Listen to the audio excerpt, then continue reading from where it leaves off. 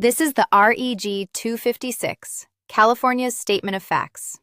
It's a flexible DMV form for certifying things the standard forms don't cover. One of the most common uses is explaining why a transfer is exempt from use tax, like a transfer between family members. That's what we'll show. Start by identifying the vehicle, its license plate number, vehicle identification number, and year and make.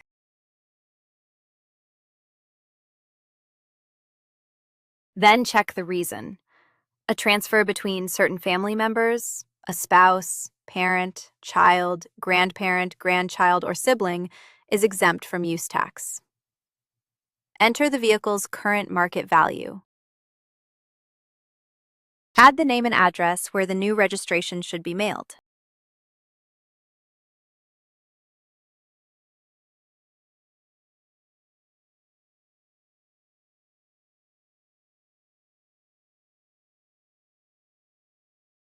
Finally, print and sign your name with your phone number and the date. Note that you're signing under penalty of perjury, so everything must be true and accurate. Submit the statement of facts along with your title transfer at the DMV. You can fill it out free at FormsPal, then download and print it. This is general information, not legal advice.